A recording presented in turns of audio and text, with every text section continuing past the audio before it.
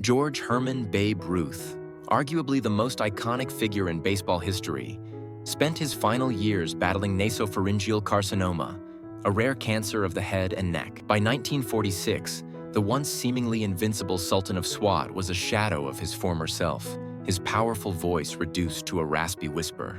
He underwent grueling radiation treatments and experimental chemotherapy. But the disease was relentless. One of his last public appearances was at the 25th anniversary of the opening of Yankee Stadium on June 13, 1948. Leaning on a bat for support, a frail Ruth addressed the cheering crowd, an emotional and unforgettable image captured in a Pulitzer Prize-winning photograph. Just over 2 months later, on August 16, 1948, he passed away in his sleep at Memorial Hospital in New York City at the age of 53. His body lay in state at Yankee Stadium for 2 days, where an estimated 77,000 mourners filed past his casket to pay their last respects.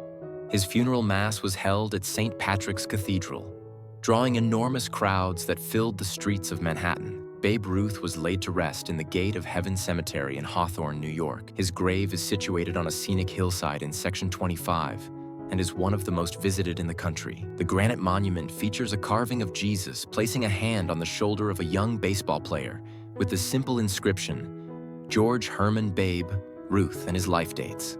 For decades, fans have made a pilgrimage to the site, leaving a vast array of mementos, baseballs, bats, American flags, cigars, and even hot dogs and beers, as a continuous tribute to the man who revolutionized the game of baseball and became an enduring American legend.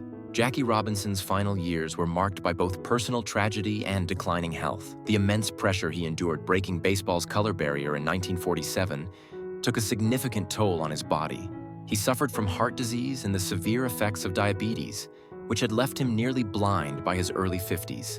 In 1971, his eldest son, Jackie Robinson Jr., died in a car accident, a loss that devastated him. Despite his physical ailments, Robinson remained a powerful voice in the civil rights movement. His last public appearance came just 9 days before his death, at the 1972 World Series in Cincinnati, where he threw out the first pitch. In his speech, he expressed his hope to see a black manager in Major League Baseball one day. On the morning of October 24, 1972, he suffered a massive heart attack at his home in Stamford, Connecticut, and died shortly after at the age of 53. His death prompted a national outpouring of grief. An estimated 2,500 people attended his funeral at Riverside Church in New York City, where Reverend Jesse Jackson delivered the eulogy. Jackie Robinson was buried in Cypress Hills Cemetery in Brooklyn, New York, the borough where he made history with the Dodgers. His gravesite is marked by a prominent granite headstone, which he shares with his mother-in-law, Zellie Isom, and his son, Jackie Jr. The most poignant feature of the monument is the inscription he chose himself, a powerful summary of his life's mission. A life is not important, except in the impact it has on other lives. It is a testament to a man whose legacy extends far beyond the baseball diamond, cementing his place as a true American hero. The end of Lou Gehrig's life is one of the most tragic stories in sports history. Known as the Iron Horse for his incredible durability and record of 2,130 consecutive games played, his career was cut short by a mysterious and debilitating illness. During the 1938 season, his performance began to decline sharply. The following spring, it was clear something was terribly wrong. On June 19, 1939, his 36th birthday, doctors at the Mayo Clinic diagnosed him with amyotrophic lateral sclerosis, or ALS, a degenerative neuromuscular disease that was, and still is, incurable. The condition would forever after be known colloquially as Lou Gehrig's disease. Less than a month later, on July 4, 1939, the Yankees held Lou Gehrig Appreciation Day at Yankee Stadium. In a moment that has become legendary, a visibly weakened Gehrig stood before the crowd and delivered one of the most famous speeches in American history, declaring himself the luckiest man on the face of the earth. He battled the disease with quiet courage for nearly 2 years, but its progression was relentless. Lou Gehrig passed away at his home in the Bronx on June 2, 1941, just 17 days short of his 38th birthday. His death was mourned across the nation. He was laid to rest in Kensico Cemetery in Valhalla, New York. His grave is marked by a simple, elegant headstone in the traditional style of a baseball diamond's home plate, bearing his name, dates, and the inscription from his famous speech, "The luckiest man on the face of the earth." The site serves as a quiet memorial to a great player and an even greater man, whose name is now synonymous with the fight against the disease that took his life. The final chapter of Ted Williams' life, and particularly what happened after his death, is as unique and controversial as the man himself. The splendid Splinter, widely regarded as the greatest pure hitter in baseball history, suffered from poor health in his later years. He had a pacemaker implanted in 2000 and underwent open-heart surgery in 2001. A series of strokes and congestive heart failure had confined him to a wheelchair. On July 5, 2002, Ted Williams died of cardiac arrest in Inverness, Florida, at the age of 83. What followed turned a moment of mourning into a prolonged and public family feud. While Williams's will, signed in 1996, stipulated that he wished to be cremated and have his ashes scattered over the Florida Keys, a later, more informally written document emerged. This note, signed by Williams and two of his children, John Henry and Claudia, stated their desire for all three of them to be cryonically preserved in the hopes of being reunited in the future. Williams's eldest daughter, Bobby Jo, fought vehemently against this, insisting her father's wish was for cremation. The legal battle that ensued was intense and highly publicized. Ultimately, the court sided with John Henry and Claudia.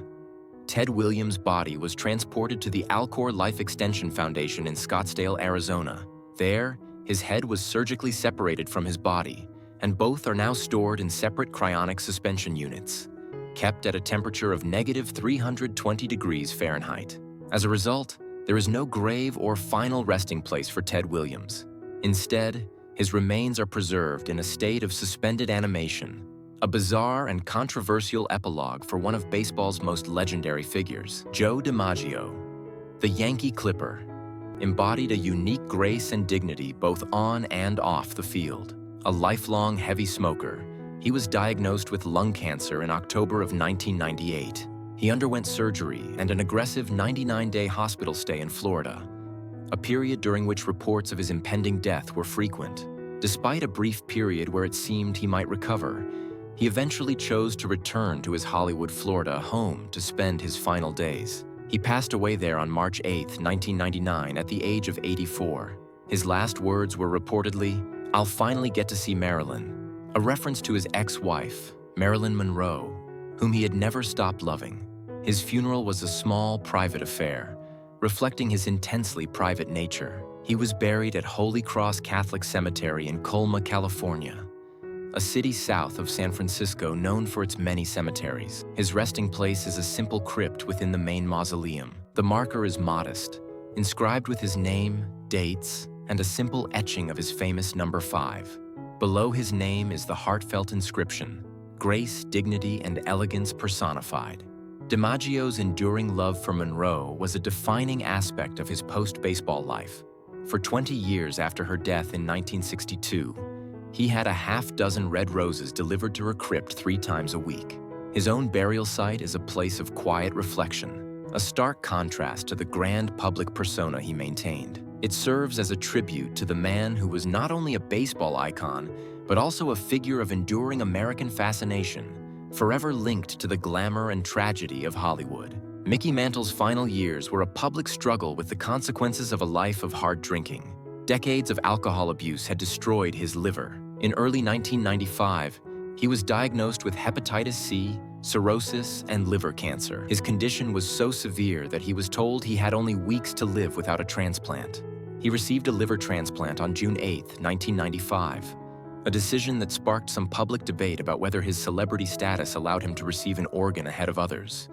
Though he was at the top of the list based on medical need. Initially, the surgery was deemed a success, but doctors soon discovered that the cancer had already spread throughout his body. With his health rapidly failing, Mantle held a famous press conference where he expressed deep remorse for his lifestyle, urging his fans, "Don't be like me. God gave me a great body to play with, and I didn't take care of it." It was a moment of profound vulnerability from a man known for his incredible strength. Mickey Mantle died on August 13, 1995 in Dallas, Texas, at the age of 63, just over 2 months after his transplant. His funeral was attended by a host of baseball legends and broadcast nationally. He was interred at Sparkman Hillcrest Memorial Park Cemetery in Dallas.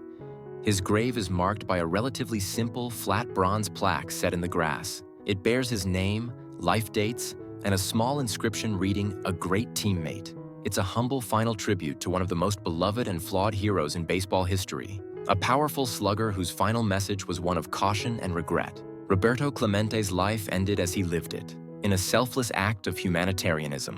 On December 23, 1972, a massive earthquake devastated Managua, the capital of Nicaragua. Clemente, the beloved star of the Pittsburgh Pirates and a hero throughout Latin America, immediately began organizing relief efforts. After learning that aid shipments he had already sent were being diverted by corrupt officials, he decided to personally accompany the next flight to ensure the supplies reached the people who needed them.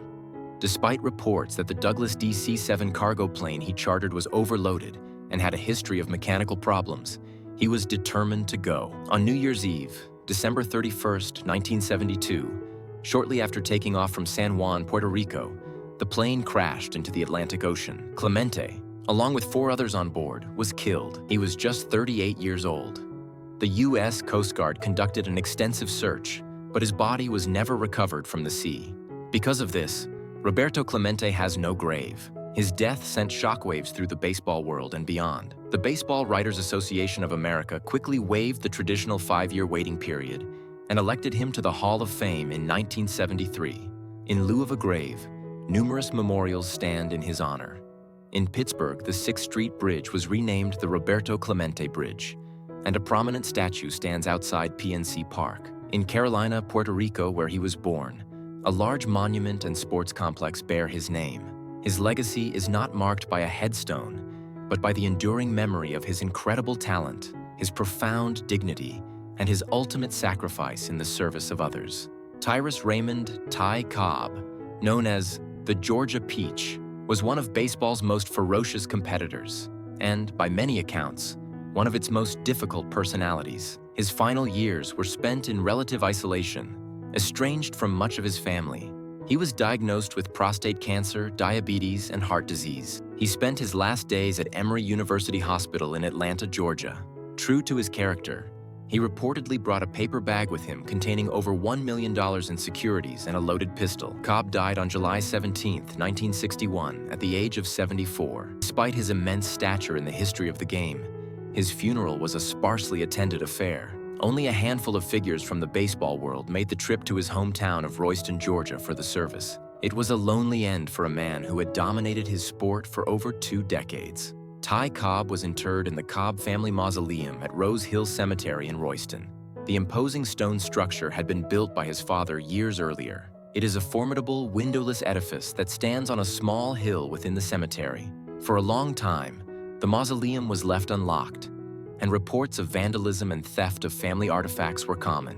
In recent years, it has been secured to better preserve it. The final resting place of Ty Cobb seems to reflect the man himself, private, imposing, and somewhat isolated from the world around it. It is a quiet, solitary monument to one of the most brilliant, complex, and controversial players ever to step onto a baseball field. Denton True Cy Young, the pitcher for whom baseball's most prestigious pitching award is named, lived a long life deeply rooted in his rural Ohio origins. After a remarkable 22-year career in which he set the all-time record for wins with 511, a record considered unbreakable, he retired to his farm in Paoli, Ohio. He lived a quiet, humble life far from the spotlight. In his later years, he suffered from arteriosclerosis. On November 4, 1955, Cy Young passed away at his farm at the age of 88. His death was peaceful, occurring while he was sitting in a chair at the home of friends who helped care for him. His passing marked the end of an era, as he was one of the last living links to the earliest days of professional baseball. His funeral was held in the nearby town of Newcomerstown. He was buried next to his wife, Roba, who had died more than 2 decades earlier in the peaceful Paoli Cemetery. For a man of such legendary status, the cemetery is remarkably small and unassuming. However, his gravesite is anything but. It is marked by a massive, distinctive monument made of red granite. The headstone is large and rectangular, standing on a wide base with the surname Young carved in huge block letters. Below are the names and dates for both Cy and his wife. The sheer size and color of the monument make it the dominant feature of the small country cemetery, a fittingly grand tribute to the man who was, for a very long time, the undisputed king of all pitchers. Johannes Peter Honus Wagner, nicknamed the Flying Dutchman, is widely considered to be the greatest shortstop in baseball history. After his retirement, he remained a beloved figure in his hometown of Pittsburgh, Pennsylvania, serving as a coach for the Pirates for many years. He lived a relatively quiet life, running a sporting goods store and enjoying his status as a local legend. Wagner passed away from natural causes on December 6, 1955, at his home in Carnegie, a suburb of Pittsburgh. He was 81 years old. His death came just over a month after that of another baseball immortal, Cy Young, marking a significant passing of the guard from the game's early era. His funeral drew large crowds of admirers, a testament to the affection the city of Pittsburgh held for him. Honus Wagner was buried in Jefferson Memorial Park in the Pleasant Hills area of Pittsburgh. For a player of his immense stature, one of the first 5 inductees into the Baseball Hall of Fame in 1936, his gravesite is surprisingly modest. He rests alongside his wife, Bessie. The grave is marked by a simple, flat bronze plaque, flush with the ground, a common style in this particular cemetery. The plaque bears his full name, Johannes P. Wagner, his nickname Honus, his life dates, and the inscription, "A great man, a great ball player." A small vase for flowers is part of the marker. The understated nature of his final resting place offers a stark contrast to his monumental legacy in the sport, and to the value of his ultra-rare T206 baseball card, the most famous and expensive piece of sports memorabilia in the world. Walter Johnson, known as the Big Train for the incredible speed of his fastball, was one of the most dominant pitchers the game has ever seen. After his playing career with the Washington Senators, he managed several teams and later retired to a farm in Germantown, Maryland. In 1939, he even served one term as a Montgomery County commissioner. In the spring of 1946, Johnson began to suffer from severe headaches and was diagnosed with a brain tumor. Despite surgery and treatment, his condition worsened rapidly. He spent his final months at his daughter's home, his health in steep decline. Walter Johnson passed away on December 10, 1946, at the age of 59. His death was a major news story, and he was mourned by the entire baseball community as one of its true gentlemen and greatest ambassadors. His funeral was held in Washington, D.C. at the Washington Cathedral, an honor befitting his stature. He was laid to rest in Rockville Union Cemetery in Rockville, Maryland. His gravesite is easily identifiable due to its large and impressive monument. The central stone is a tall, gray granite marker engraved with the surname Johnson. To the side is a smaller, individual stone for Walter, which includes his full name, dates, and an inscription that reads, "A member of the Baseball Hall of Fame at Cooperstown, New York." It is a dignified and prominent memorial for the man who for decades held the all-time records for strikeouts and shutouts, a symbol of quiet, unassuming dominance whose legacy as both a player and a person remains untarnished. Christy Mathewson was one of baseball's first college-educated superstars, a gentlemanly figure known for his intelligence and his devastating fadeaway pitch, now known as a screwball. His life took a tragic turn during World War I.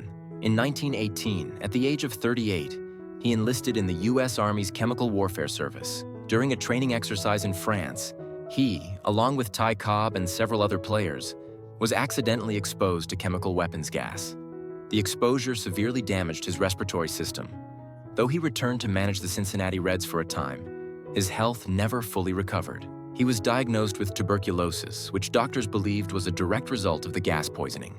He spent the last several years of his life fighting the disease at the Saranac Lake Sanatorium in upstate New York, facility specializing in tuberculosis treatment.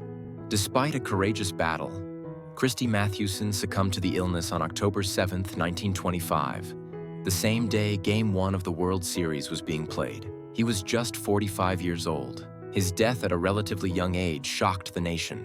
His body was returned to his hometown of Lewisburg, Pennsylvania, where he had attended Bucknell University. He was buried in Lewisburg Cemetery, in a plot overlooking the university campus.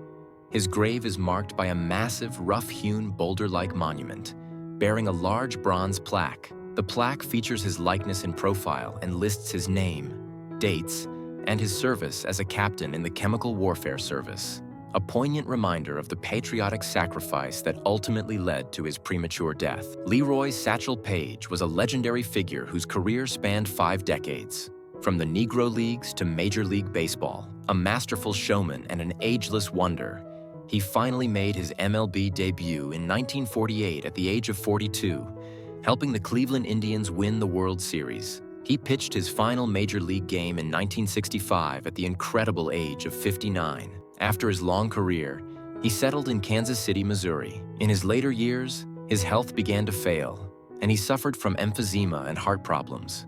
On June 8, 1982, just a few days after a ceremony dedicating a new baseball field in his honor in Kansas City, Satchel Paige died of a heart attack at his home. He was 75 years old. He was buried in Forest Hill Memorial Park Cemetery, in a section reserved for prominent Kansas City citizens called the Abbey. For many years, his grave was marked only by a simple, small plaque. However, in 2000, thanks to a fundraising effort, a far more fitting monument was installed. The new headstone is one of the most unique in the world of sports. It's a large, dark granite marker featuring a detailed etching of Paige in his pitching motion. To the side of the main stone is a granite representation of home plate, and just in front of it is a granite pitcher's mound. The entire display creates a small baseball diorama. The monument is engraved with his most famous quote, a summary of his philosophy on life. Avoid fried meats which angry up the blood. If your stomach disputes you, lie down and pacify it with cool thoughts. Keep the juices flowing by jangling around gently as you move. Go very light on the vices, such as carrying on in society. The social ramble ain't restful. Avoid running at all times. Don't look back. Something might be gaining on you.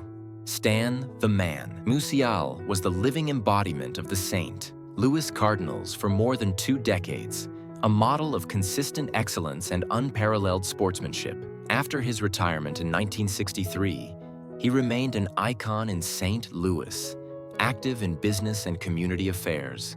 He was a universally beloved figure, known for his kindness, humility, and harmonica playing. In his final years, he was diagnosed with Alzheimer's disease and his health slowly declined. Stan Musial passed away from natural causes at his home in Ladue, Missouri, on January 19, 2013, at the age of 92. His death came on the same day as that of another Hall of Famer, Earl Weaver, marking a sad day for baseball. The city of St. Louis went into a period of deep mourning for its favorite son. A public visitation was held at the Cathedral Basilica of St. Louis, where thousands of fans waited in line for hours to pay their respects. His funeral mass was a major event, attended by baseball royalty and broadcast for the public. Musial was buried in a private ceremony at Resurrection Cemetery in Afton, a suburb of St. Louis. Louis.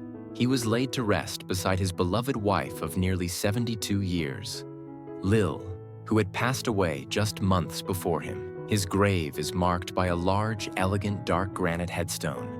It features a beautifully etched portrait of Stan and Lil together, with the Cardinals' Birds on the Bat logo and a depiction of his famous statue that stands outside Busch Stadium. The site is a dignified and loving tribute to a man who was not only one of the greatest hitters in baseball history, but also one of its finest gentlemen. Melvin Mel Ott was a New York Giants legend, a diminutive slugger with a unique high-leg kick who became the first National Leaguer to surpass 500 home runs. After his playing and managing career, he worked as a broadcaster for the Detroit Tigers. In the fall of 1958, he and his wife were visiting friends in Mississippi. On the evening of November 14th, while driving on a foggy highway near Bay Street, Louis, they were involved in a horrific head-on collision. Ott suffered massive internal injuries, multiple fractures to both legs, a broken arm, and a severe concussion. He was rushed to a hospital in New Orleans, where he clung to life for a week. Despite numerous surgeries and blood transfusions,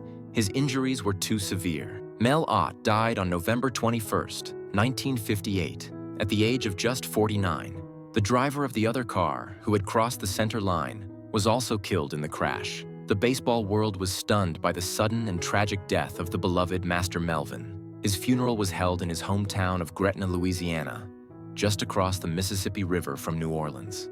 He was buried in Metairie Cemetery in New Orleans, one of the city's most famous and historic resting places. He is interred in a private family mausoleum, a simple but elegant stone structure. The crypt is marked with a straightforward bronze plaque bearing his name, Melvin Thomas Ott, and his life dates. His untimely death in a car accident was a tragic end for one of the game's greatest power hitters, a Hall of Famer whose life was cut short far too soon.